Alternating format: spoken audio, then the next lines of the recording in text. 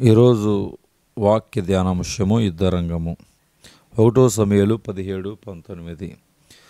సౌలును ఇశ్రాయేలందరూ ఏలా లోయలో ఫిలిష్తీయులతో యుద్ధము చేయుచుండిరి. ఏలా లోయ అనుదినం ఒక ప్రాముఖ్యమైన యుద్ధరంగము.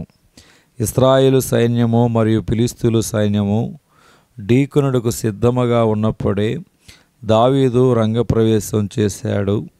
ఇశ్రాయేలీయులారా, మీరు ఒకరిని నియమించిన ఎడల వాడును నేను పోట్లాడుదము అని బిగ్గరగా గొలియాతు సవాలు చేశాడు.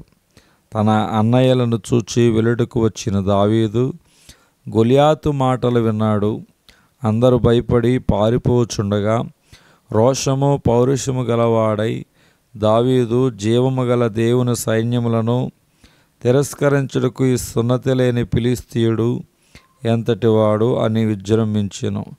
ఇశ్రాయేలుల దేవుడైన యెహోవాను 40 దినములు గొలియాతు దూషించుచూ వచ్చెను. అయితే దావీదు ఒడిసెల రాయితో గొలియాతును పడద్రోసి అతని ఖడ్గముతోనే తలను నరికెను. ఇది చారిత్రాత్మకమైన సంఘటన. అయితే నేడు మనము ఆత్మ సంబంధమైన యుద్ధరంగములో ఉన్నాము. మన మీద యుద్ధము చేయు శత్రువు పేరు లూసిఫరు. ఆకాశ మండలమందలి దురాత్మల సమూహములతో మనకు విరోధముగా యుద్ధము చేయుచున్నాడు. ఎఫెసీ పత్రిక 6-12.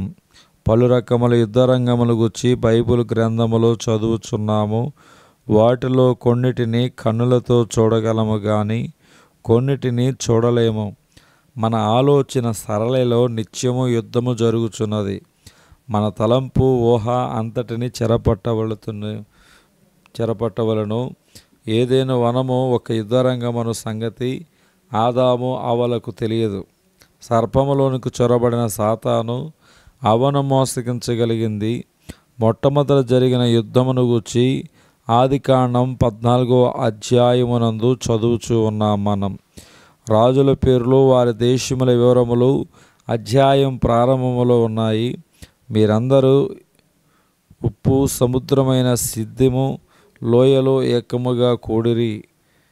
14:3. తదుపరి తన సోదరుని కుమారుడైన లోతును విడిపించి నిమిత్తము అబ్రహాము చేసిన యుద్ధమును గూర్చి చదువుచున్నాం. యోధా ఇశ్రాయేలు రాజుల చరిత్రలో ఎక్కువగా యుద్ధమును గూర్చి చదువుచున్నాం. నిర్గమ 14:14. యెహోవా మీ పక్షమును యుద్ధము చేయును, మీరు ఊరకే ఉండవలని ప్రజలతో చెప్పెను. ఈ దినవాక్యమును దేవుడు దీవించునుగాక. ఆమేన్.